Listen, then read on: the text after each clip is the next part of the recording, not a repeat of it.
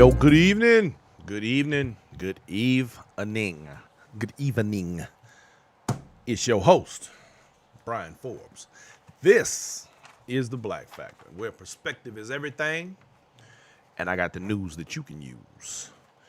Please believe it.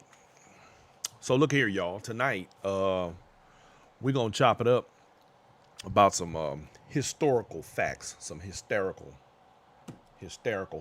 facts. Now they're not gonna be hysterical because it ain't nothing to laugh at. It's the truth. We got to deal with the realities, y'all, and it's a whole lot of them out here. But there are a few things that you may or may not know, and we're going to talk about those tonight. We're gonna talk about it just a little bit. WB Reeves, I see you, my man, in the building. We're gonna talk about a few of these unusual incidents.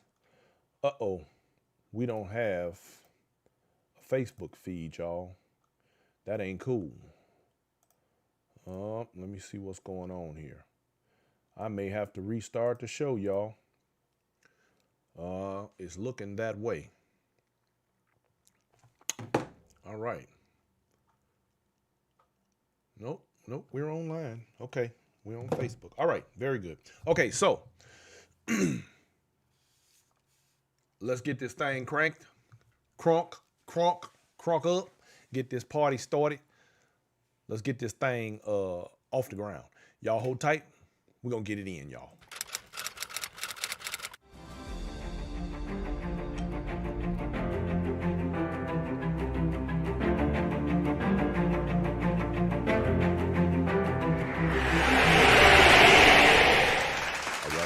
All right. So, thank goodness, thankfully, we are not dealing too much with too much more of the nonsense in the news dealing with Wacky Man, since he's gone now. Although, we still got the residue of his nonsense that we got to deal with in the media. So that's what's happening right now. So one of the things that just happened, I think within the last hour, the articles of impeachment have been delivered to the Senate for the hopeful and upcoming impeachment of the previous presidente. And that would be a good thing because we don't want him running for office no more. We don't need no more wackos in the White House for a while.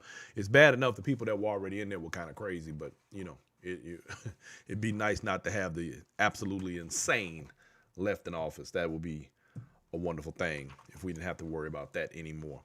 And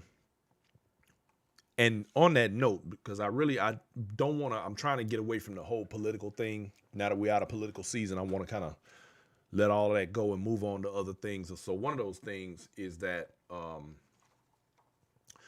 so Dominion, the company that makes the voting machines that everybody uses to vote with, they're out of Venezuela. But check this out. They already had threatened to sue that one lawyer, Sidney Powell. They hit her for $1.3 billion with a B dollars in a lawsuit that she's going to have to fight now, because I remember when she stood up there on that stage with Rudy Giuliani and made all those ridiculous assertions that she could not back up because she was busy doing as she was told, and now she's going to have to pay the piper, and they're not going to be there to help her. That's how that's getting ready to go, which is very similar to the way a lot of people who have done a lot of Trump's bidding over the last 4 years, a lot of those people are getting ready to be in a lot of trouble because they're going to have to defend themselves legally and otherwise, and Donald Trump will not be there to save them. Much like all of these insurrectionists who stormed the Capitol and thought they were going to take over the world, who are now sitting in jail, and many of whom who have a lot of charges, federal charges that they have to fight. They're going to have to put that money up themselves and deal with those cases, along with none of those people are able to be pardoned at this point because Donald Trump is no longer in office, and they thought they were going to get pardoned. But guess what, y'all? Ooh, that's about to sting. It's about to sting.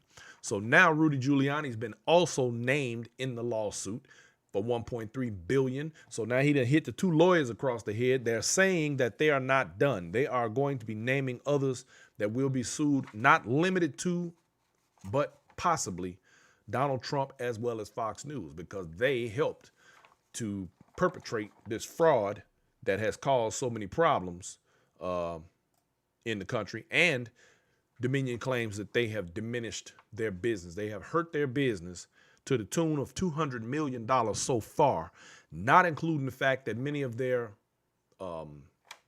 employees' lives have been threatened.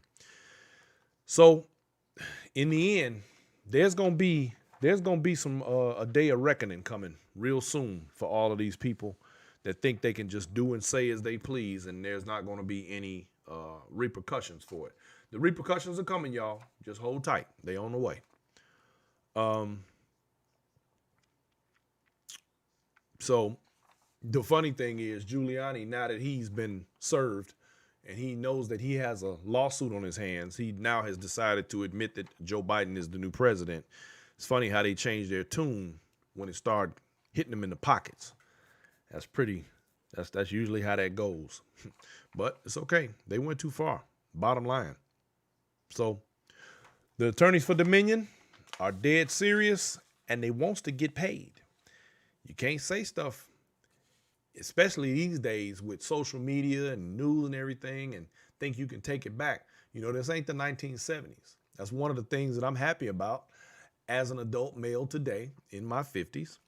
I am happy that they didn't have cameras when we were kids and when we were coming up. There's no record of our stupidity. So these people you would think would know better. But oh well, you know how that goes. So check this out, y'all. So tonight we're going to talk about we're going to work our way around to speaking about a gentleman by the name of Bass Reeves. If you don't know who Bass Reeves is, I'm going to introduce you to him. So just hold tight, and we're going to talk about this guy because he's a very important historical figure.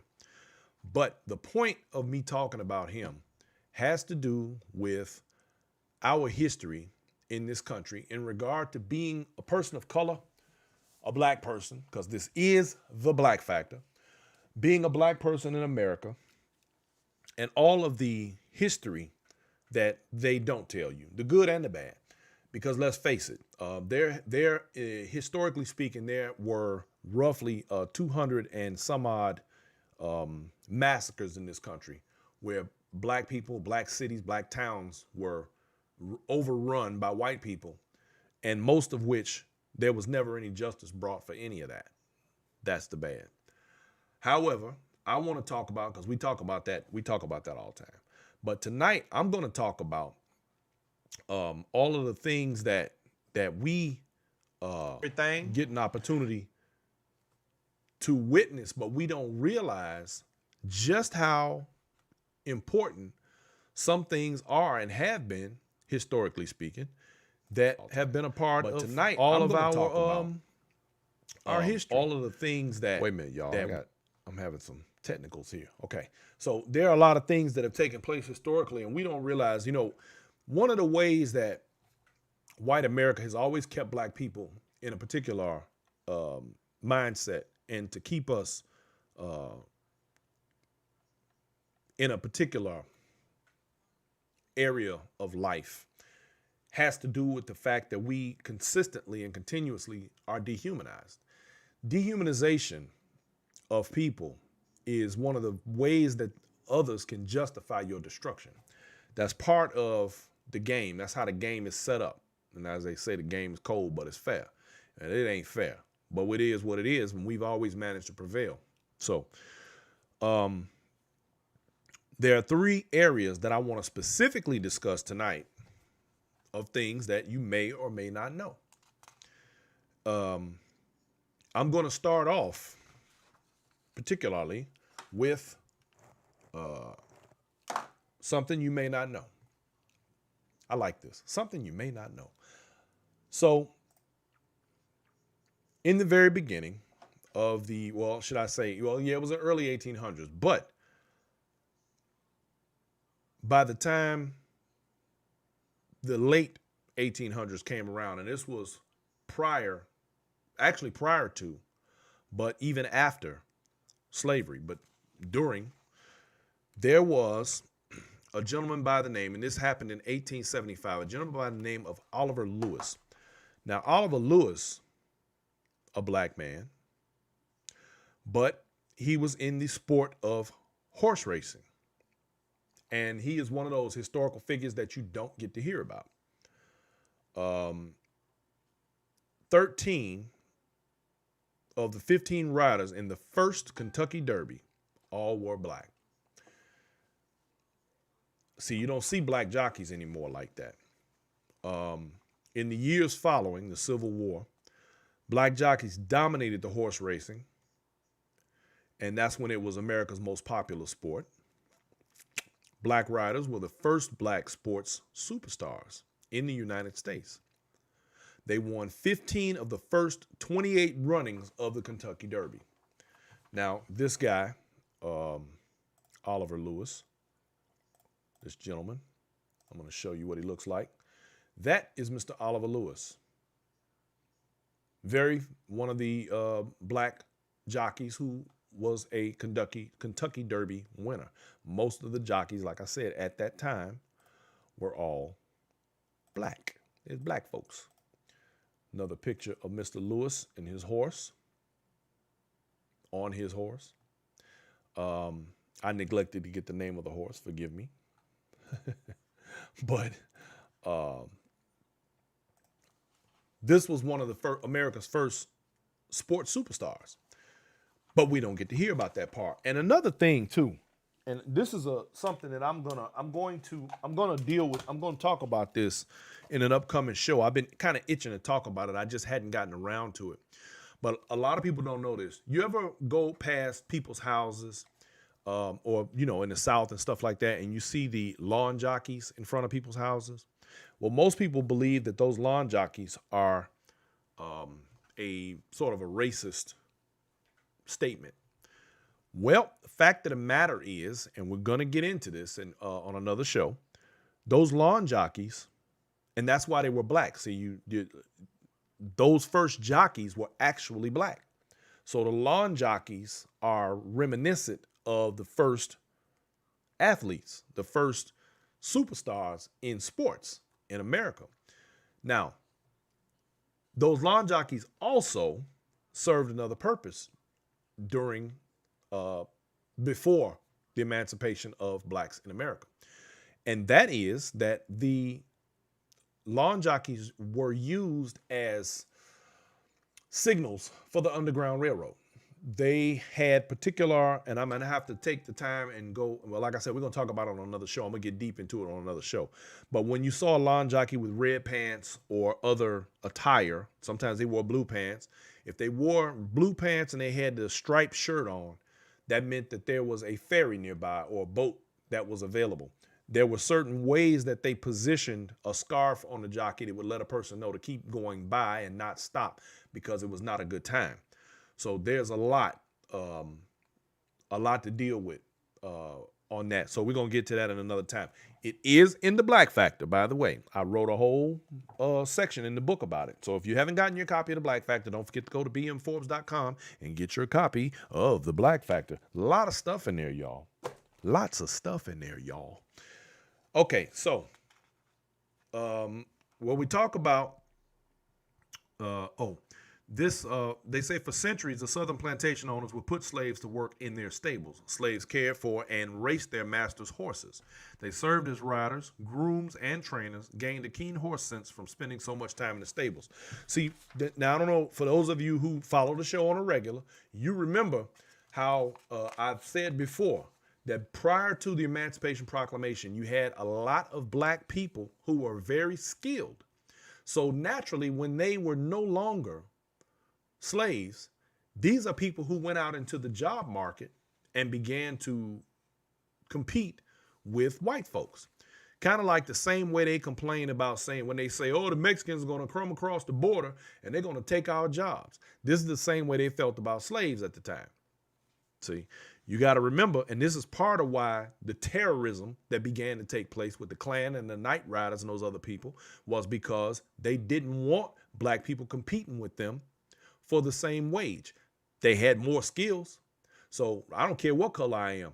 If I got better skills than you and I go see Mr. Charlie and Mr. Charlie want me to do what he want me to do, he's going to pay me to do that. So there it is. you know, former slaves and their sons started Churchill Downs in the 1800s. Not only was 1875 winner Aristides ridden by an African American, he was trained by a former slave known for superb horsemanship, Ansel Williams, much like the equines he conditioned. Williamson was sold from owner to owner in 1864. R.A. Alexander, proprietor of the famed Woodburn Stud Farm, purchased Williamson, just like a damn horse, purchased Williamson, and after the emancipation of slaves, the former slave continued to work for his former master as he did a standout black jockey named Ed Brown, who would train the 1877 Kentucky Derby winner, Baden Baden, and eventually operate his own racing stable. I've heard of that horse before too. But see, it just goes to show you, now this is some of that history they don't tell you about. This is what they don't talk about these things. They don't discuss it. Because again, if you see yourself in a particular light, if you see yourself as productive, if you see your people as productive rather than believing the hype where they always say, oh, black people are lazy or black people get a job, and they want to tell you all these different things. They don't want to tell you the part where black people often have equal to better skills. They don't tell you the part where when black people were building their own cities and towns to be self-sufficient and not integrate into cities where they weren't wanted, they were then destroyed by these same white people. See, they don't want to tell you that part. They don't want to tell you that they destroyed businesses and then turn around and tell you to get a job. Yeah, they don't want to talk about that part. So with that, and I'm leading up to something here, the next part of this particular line of thinking that we are going down is going to take us to another sport in America that we get little credit for, but in fact, without us, things may not have been quite the way they should. As a matter of fact, you know what? Before I even do that, let me see. I want to find this other thing too.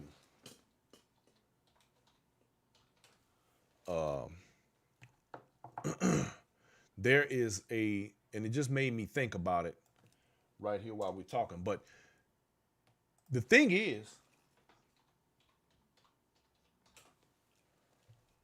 okay, here we go. There was another gentleman by the name of Dr. George Grant. Now, in case you don't know who Dr. George Grant is, he was a dentist in 1899. Now, Dr. George Grant created something, and here's the irony in this. He created the golf tee. Now, if you all know anything about golf clubs, you'll know that for a very long time, most golf clubs that were predominantly white or were white, black folks couldn't get into. Now, prior to Dr. Grant creating the golf tee, white folks would get out there and they would use the dirt and make a mound to set the golf ball on so that they could tee off. Well, he used dental wood and created the golf tee, which now you can't even imagine people playing golf without the tee, right? So at the end of the day, without Dr. George Grant, all of these hateful white folks who would go out of their way to keep black folks from being at their all white country clubs, they wouldn't even be doing what they do without a black man. Ooh, imagine that. And I bet they probably told Dr. Grant, the dentist, to get a job, because that's what they do. They can't help it. Yeah. Anyway, now, we're still leading up. There were, historically speaking, there's a book out. It's called Black Ice, written by George and Daryl Fausty. They're the sons and grandsons of American slaves who escaped to Canada, but were not given proper credit for innovating the game of hockey. Yep, that's right, y'all. The one game that you don't hardly ever see any of us in. But guess what? Without us, the game is not what you see today. The first reports of hockey being played dates back to 1815 along the Northwest Arm, which is the river south of Halifax in Canada. At the time, the region was not home to a large white settlement, but was instead the site of a small black enclave. Reports say that the residents would play hockey in the winter months when the river froze over. It is unknown whether or not these were the first ice hockey games, but it does mean that blacks were playing the sport well before it became popular in the late 1800s. Now, believe it or not, okay, well, here's an interesting part. I want to make sure I mention this. As the development of the sport into contemporary ice hockey took place, the first organized indoor game was in Montreal in 1875. And by the mid-1890s, there were hundreds of teams in Canada and Europe. At this time, there was the first recorded mention of all-black hockey teams, which appeared in 1895. By 1900, the Color Hockey League of the Maritimes, the CHL, y'all, was created, and it was headquartered in Halifax, Nova Scotia. So, I want to put that out there. So, once again, you need to understand the greatness of who we are and where we come from, and yet understand that this is yet another example of the co-opting that takes place about black culture, about the things that black folks do. It's always been that way. It continues to be that way. All things black get co-opted. Everybody wants to do black things till it's time to be black. Then they don't want to be that. Now, the very first, or not first, but the inventor of bulldogging and steer wrestling, Mr. William Bill Pickett. Now, this was the guy who was one of the most famous cowboys ever. Black man. Okay? The rodeos that you see, the PBA, where these guys get out and they ride these bulls and they rope these cattle and they do all these things, all of that was created, invented by a black man, by a black cowboy. Now, here's the funny thing about it.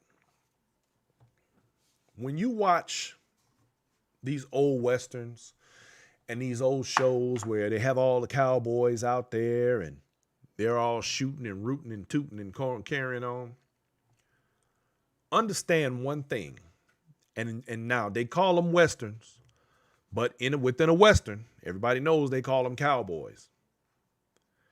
Now, let me show you how crazy that is. They were not called cowboys when Bill Pickett and those guys came to be. Not if you were white. The term cowboy was used because black men, particularly fresh out of slavery and in slavery during the time where they were actually doing the very things that cowboys do, they called black men boy. I know everybody knows that. Everybody knows how black men been called boy shit up to today, damn near, in the right crowd. A white person who dealt with cattle, horses, and that sort of thing was called a cowhand.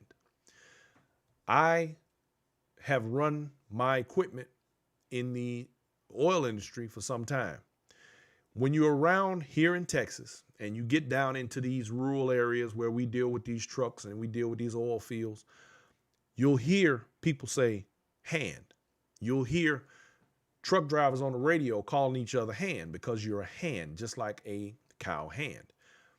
Now, the term cowboy came because black men were called boy, and they dealt with cattle and horses. So that's where the term cowboy came from.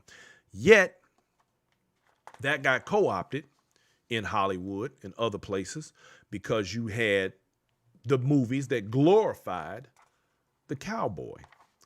And they weren't going to go around calling them, oh, these cowhand movies. Nah. And they can call them Western, but they weren't all West. But, you know,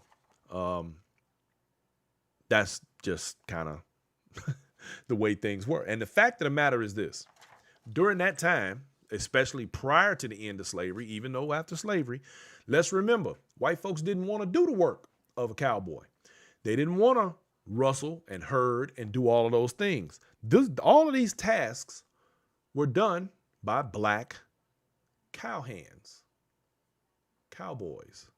That's what that was. All that glorification that took place in Hollywood, where you get your John Waynes and your Clint Eastwoods, and they are the depiction globally of what a cowboy is, but in fact, they are not. They are absolutely not what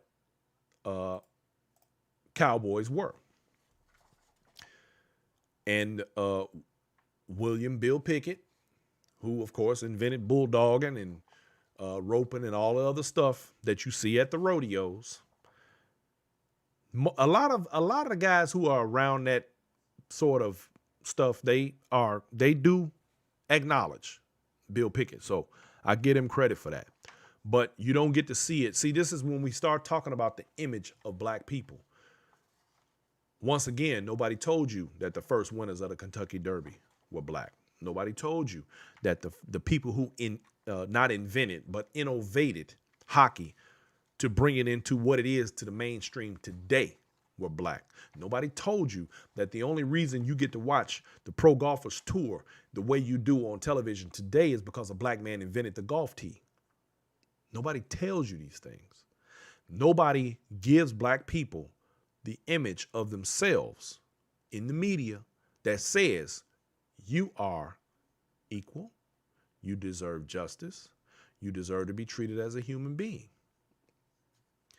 You deserve the accolades and the credit for getting things to where they are.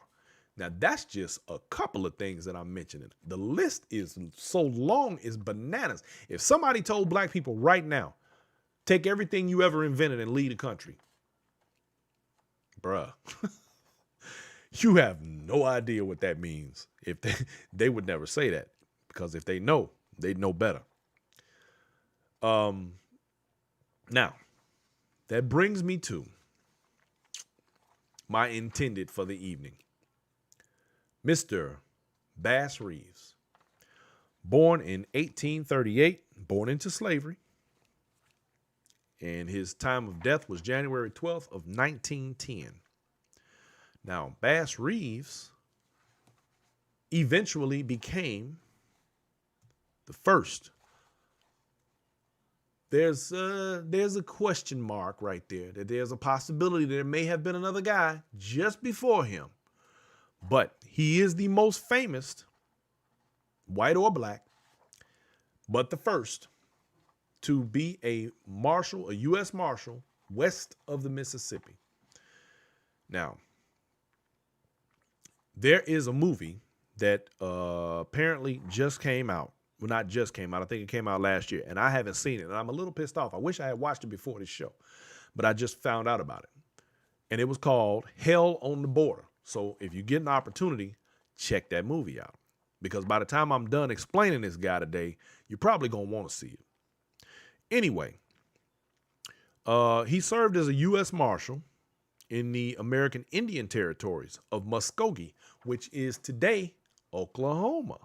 Now, I'm going to show you there's another connection right there. It's crazy how all of this history, it just ties together. It's so insane. But this guy, Bass Reeves, let me show you what he looks like. This, ladies and gentlemen, is Bass Reeves, U.S. Marshal. There's a particular reason why Bass Reeves, there's a few reasons why he is the most famous of U.S. Marshals that you don't hear about.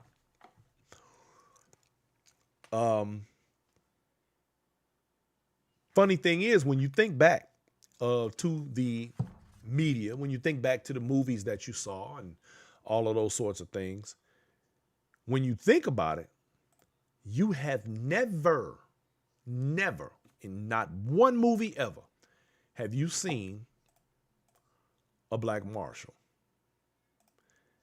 Most cowboy movies, you hardly ever, if at all, see a black person. Period. Period. It's just not a thing. That's Bass Reeves. Let me see here. This guy was said to be a particularly handy man with a gun and a rifle.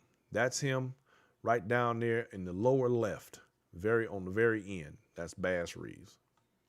U.S. Marshal, y'all. And one last shot of him in his suit, Marshal Reeves. Okay. Now,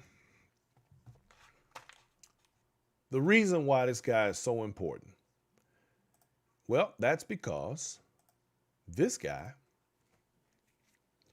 is the very individual that is claimed to have been the brainchild for the TV shows and movies that you saw called The Lone Ranger.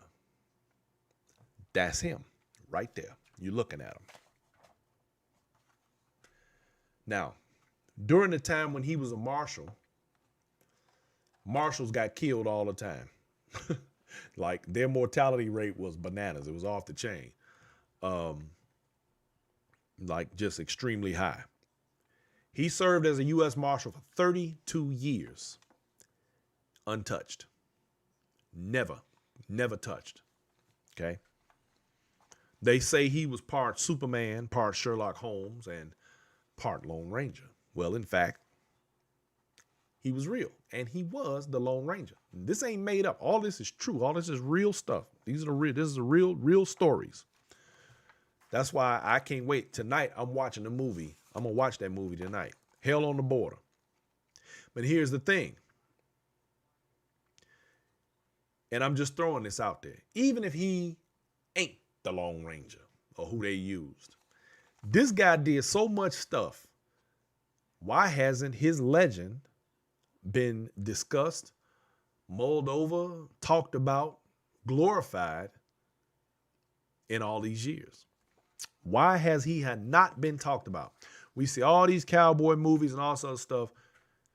Fact is, he has been talked about. The only thing is, they stuck a white guy on the screen to do some of the things that was said that Bass Reeves had done.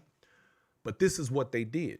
Instead of using a black man, they took a white man and put a black mask on him and called him the Lone Ranger. So, being the first black deputy marshal west of the Mississippi, he was one of 200 that had been hired by the fort out of Arkansas, out of Fort Smith, Arkansas. He was hired because what the deal was out there during that time. You had those were Indian territories, and the crazy part is that starting out there were 5 tribes out there: the Cherokee, the Choctaw, the Chickasaw, the Creek, and the Seminole. But I found out something today that I didn't even know. Most of these tribes actually fought for the Confederacy. They fought on the side of the South. And when the South lost, the United States moved all of them out of that place, out of that land, and made room for the Plains Indians. So they all had to go because they were fighting them. Yeah, oh well. So the 5 tribes, all of them, they all had their own governments, courts, and police. But they couldn't arrest black people or white people, or unless they were citizens of the tribe or citizens on their sort of reservation at the time. So that was something that the marshals, the U.S. Marshals, had to do, particularly the marshals out of Fort Smith, one of which was Bass Reeves. So he was one of the first deputies hired by Judge Parker. Of course, I told you he was a former slave. He also, it is believed that he fought in the Indian Territory during the Civil War. Let's see. Expert with a pistol and a rifle. And they say he was involved in numerous shootouts and never wounded. Now, they say he was interviewed in 1901 by a territorial newspaper. At the time, he stated he had arrested over 3,000 men and women who had broken federal laws in the Indian Territory. The Indian Territory later included the Oklahoma Territory in 1890 and was the most dangerous area for federal peace officers in the Old West. They say he escaped multiple assassination attempts, but he was also the most feared marshal in the territory. Now, he also, strangely enough, he had the right or the ability to actually arrest white people too. They didn't like that. They were definitely trying to kill him for that, especially during that time, because that's when the black codes and the Jim Crow laws and that sort of thing came to pass. So, that wasn't a good thing. They weren't having it. They wasn't having it. Now, when the way Reeves ended up, funny story, the way he ended up getting out of slavery. Apparently, him and his master got into a beef over a card game. And he hit his master in the mouth, knocked him out, and left. And he went into the Indian Territories. Now, this was prior to becoming a marshal. He went off into the Indian Territories for however long, and he lived there until the emancipation came along, and then he was free. So he could go and do as he pleased after that. But that's how he ended up out of slavery. Him and his master got into a skirmish over a card game. Dude probably tried to beat him out his paper. Tried to beat him for his paper. He wasn't having it, and he got on down. Now, one of the unique things about him, he would use disguises in order to catch people. So they say one time he actually disguised himself as a beggar, and he walked for miles as a beggar. I'm guessing, that way, the word would get out he was a beggar, and he'd be walking around, begging people for money. So he ended up at the house of the people he had the warrant for. And when he got there, the lady of the house let him in, feed him and, help him out along his way. Well, they say by morning, he had taken both of the men. They were brothers, two brothers. He had taken them both into custody without a fight and took them back for, of course, the reward that he had coming for capturing fugitives. And so this is what he did. He caught fugitives and dealt with the law. That was his job as a marshal, of course. But again, this is just one of those things that, you don't get to see in the movies, because they don't show you. Well, they show you these things, just not from a black man. In disguise or not, it was a dangerous business. The closest he came to losing his life, he said, in a 1906 newspaper interview, came sometime in 1884 while riding the Seminole Whiskey Trail in search of 4 men, 2 white and 2 black, for whom he had warrants. His pursuit was interrupted by 3 brothers named Brunter, who had been accused of horse stealing, robbery, and several unsolved murders in the Indian Territory. The Brunters got the drop on Reeves. With their guns pointed at the lawman, they ordered him to dismount and keep his hands away from his Colt revolver. Reeves played it cool, showing the brothers warrants for their arrest and asking them that day what day of the month it was so that he could make a record for the government.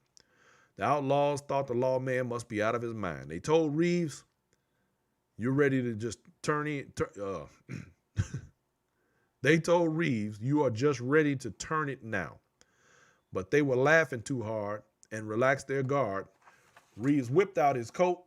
He whipped it out and killed two of the brothers as quick as lightning. While he was in the act of shooting those two, he grabbed the gun barrel of the third outlaw, who could only manage 3 harmless shots. Reeves hit the third Bruntner in the head with his revolver, killing him. There would be no fees to collect the 3 dead men, but there was now 3 fewer desperados infesting Indian territory.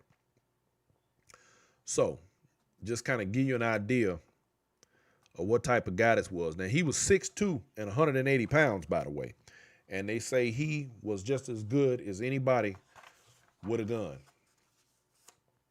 So, let me see.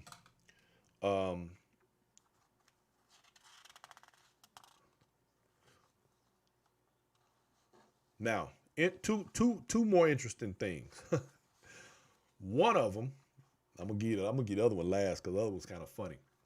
On one of his 1884 trips to the Chickasaw Nation, Reeves shot and killed his black cook, William Leach. Now, whenever the marshals would go out to go pick up fugitives, they usually took a guard, which was somebody to kind of watch their back, and a cook and a wagon. So he had a whole team with him. Well, apparently him and the cook got into it.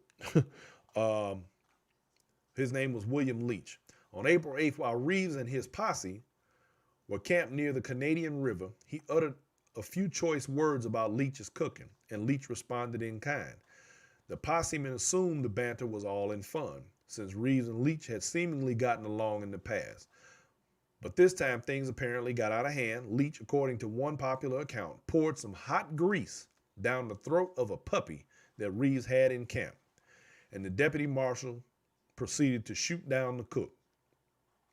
Nothing ever came of the shooting, at least for a little while. So, now that was 1884.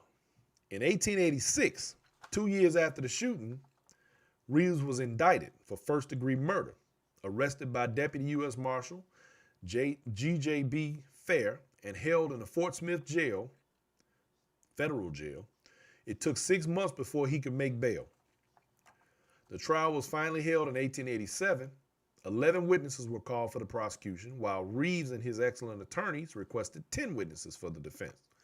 Reeves testified that he had argued with Leach while encamped, but that had nothing to do. No, I'm sorry. It said nothing came of it. Nothing came of the argument.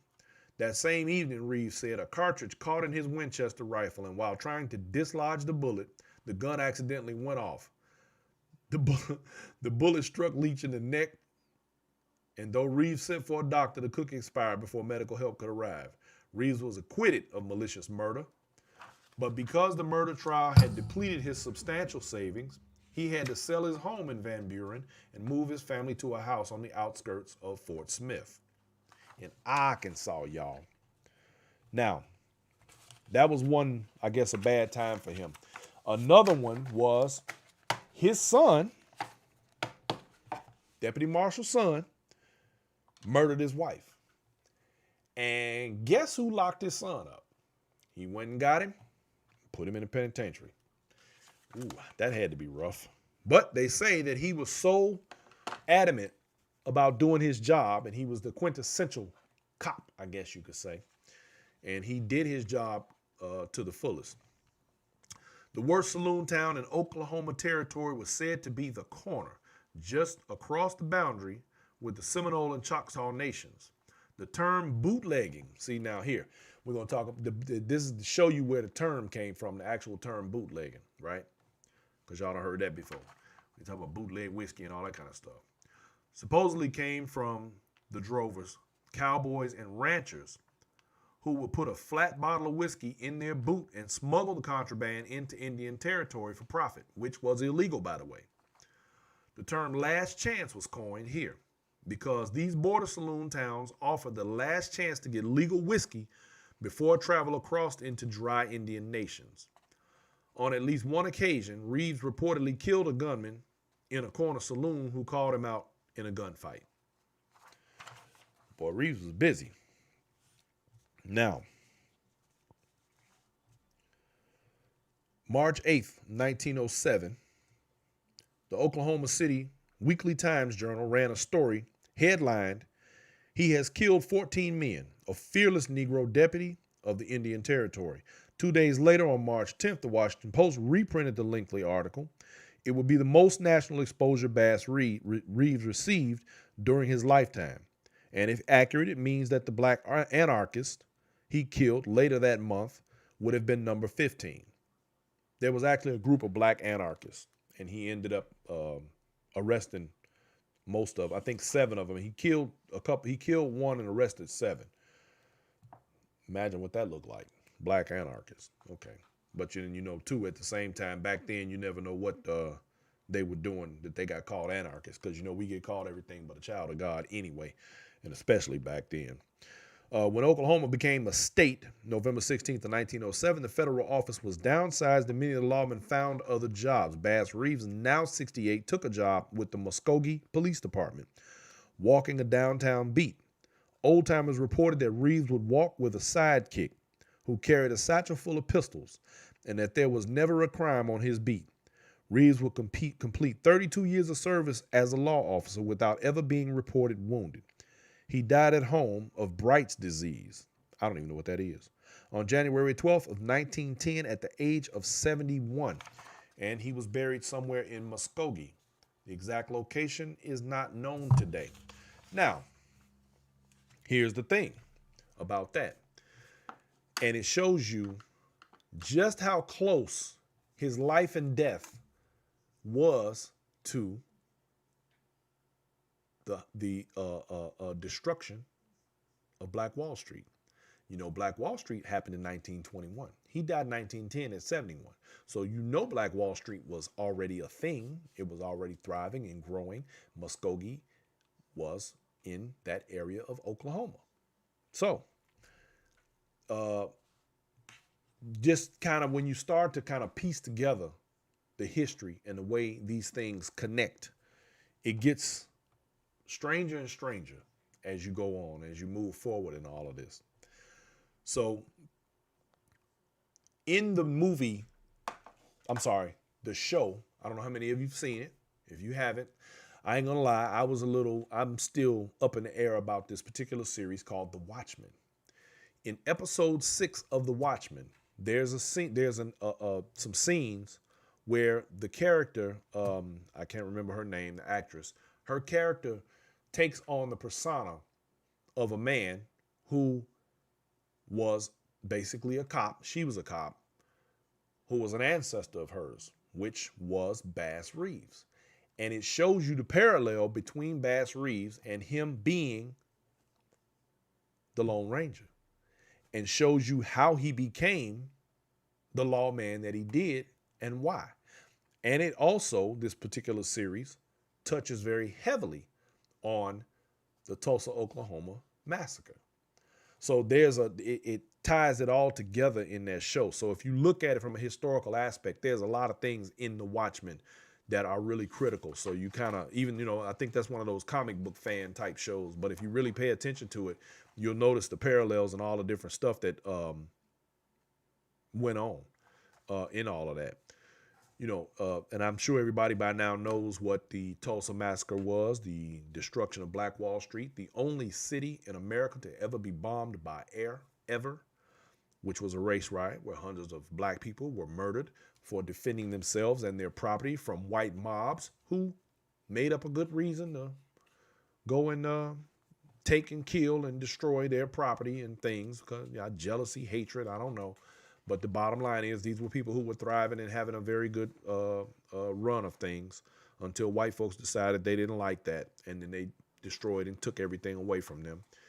And then make it seem like black people are lazy and don't have or want anything.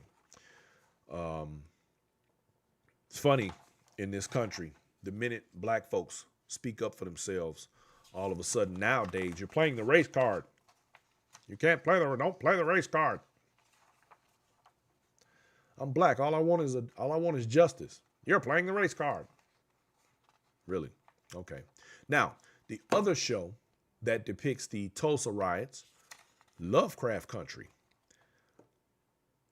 And it also ties together some of these things. And I think that it is amazing that, and I'm so happy that now we are moving into a time, into an era where our stories are being told by these creative minds and people who care enough about the truth to begin to tell these stories the way that they should have been told from the very beginning.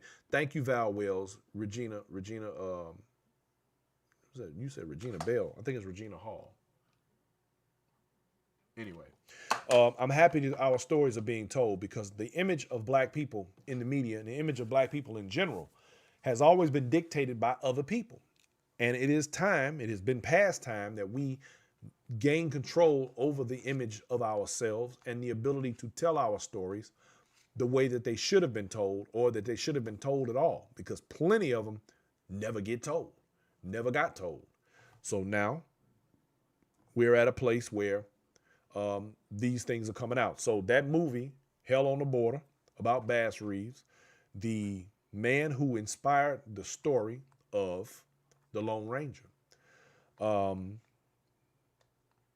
down that same vein, like when we talked about the golf tee, the jockeys and hockey, let's not forget the image that Betty Boop came from.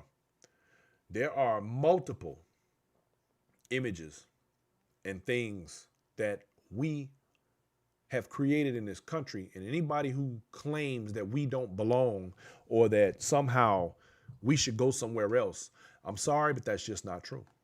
We built America. We built this country in ways that they don't want to acknowledge or talk about, because then they would have to relinquish the lies, kind of like Trump and this whole the election was stolen. See, they don't want to tell the truth, because the truth does not allow their egos to inflate to the degree necessary in order for them to feel important. They have to tear other people down in order to feel big. But you can't change history. Although we have people who attempt to make, to be historical revisionists, we ain't going to worry about that. We just going to keep on doing what we do, and we're going to make it do what it do. So, ladies and gentlemen, I just wanted to bring a little bit of history onto the show today because, of course, we're very tired of all of the politics. I know I am. And we're going to begin this year by talking about things that are going to benefit us. We're going to be doing a show coming up where we're going to talk about creative finance, credit. We're going to talk about investment. We're going to talk about, of course, we're going to do our mental illness show where we talk about the things necessary for us to move forward in life and make some changes in the things that we got going on and examine ourselves closer. We're going to talk about health. I have a few people that are going to come on and talk about the benefits of particular products and things of that nature. So we're going to get into some real good stuff this year, y'all. We're not going to allow ourselves to be overtaken by the political climate and the nonsense that's going on. I feel better now because at least I think that there are people with a conscience and with a little bit of integrity. It don't take a lot. A little bit of integrity in place to begin the healing necessary in this country, to begin people understanding the important thing about masks and how to let's get rid of this virus, this thing that we got going on that's bothering everybody. I'll tell y'all a funny ass story. So this weekend, the wife and I decided we was gonna run over to Houston. I got some jewelry I'm working on this week, and we go to Houston to pick up some supplies. So while we're there, we hit a couple of stores, and I went in this one store, and amazingly enough, and I mean this was a huge, huge store. Half of the store, more than half, literally was nothing but masks of all kinds, of all colors, of all. And I'm sitting there thinking to myself, who would have thought that it would come to this? So let's give Donald Trump credit for one thing. He created an entire industry. He created an entire industry, a product and industry that people are benefiting from. Imagine that. He created jobs for the first time. Dig that.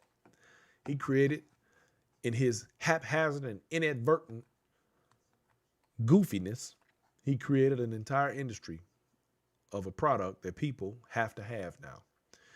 And I hope that that industry folds very soon, much like the XL pipeline permits and much like the coal industry. Oh, and by the way, when we're talking about investments and things like that, y'all, so Joe Biden today put forth a plan where they are going to, they're going to get back on this infrastructure.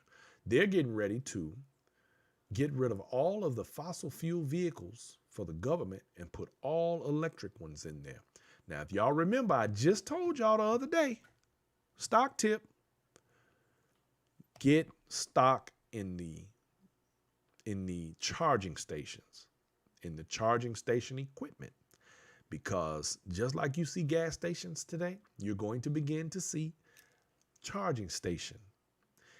Money, money, money. These things are going to go up. I made jokes about Bitcoin. Well, not jokes, but I acted like an idiot and did not understand when I had someone trying to explain it to me. Bitcoin has gone through the roof. There are now Bitcoin ATMs everywhere. I would have been a gazillionaire by now. But we ain't going to cry over spilled milk. I got other things going on. But my point is, let's not be reactive. Let's be proactive. Jump in the game before the game jumps you. Got to do what you got to do. It is, you ladies and gentlemen, what it is. And we got to be ready. We got to be prepared. We got to be on our square, y'all. Y'all ready to get on your square? So, with that said, I want everyone to not forget to hit the subscribe button on YouTube. Don't forget Periscope. Don't forget Twitch. Don't forget Twitter. And don't forget Instagram. Hit your notifications, hit your like buttons, hit your share buttons. Put it out there, y'all, so we can do what we do. And in the meantime and in between time, it's time for us to I'm going to watch this movie. I'm going to watch Hell on the Border, the Bass Reeves movie, so I can check that thing out and see what's really going on with this guy. Because I heard of him before, but when you start doing your homework on these types of things, you just learn so much. And you want to know more, at least I do. And that's my job here, y'all, is to plant them seeds. I want to pique your curiosity. I want you to also feel what I feel and start checking for things and looking into things and saying, man, I remember him talking about that on the show. What's really going on with that? Let me look into that. Let me check that out. Let me see what's going on. Let me expand my brain. Let me make something happen. It's the only way to go, y'all. It's the only way to go. So, ladies and gentlemen, don't forget to get your copy of The Black Factor at bmforbes.com. And don't forget to hit the share, the like, hit your notifications. Don't forget to subscribe and all that good stuff. And it's time for us to get on down with a frown. I appreciate each and every one of you. I love you. Thank you for checking in for me, checking for your boy and hanging out with me tonight. On this Monday night, I want everyone to have themselves a fantastic evening. For all of those who have people that are ill, convalescing, recently passed, I want you all, those who can get better, those who've gone, you have my condolences. In fact, we've lost another one of our family members on my wife's side. Y'all need to quit playing with this thing out here, man. It's not a joke. This shit is real, and it's killing people, and it's getting worse. So stand on your square, y'all. We out. Love, peace, and chicken grease, y'all.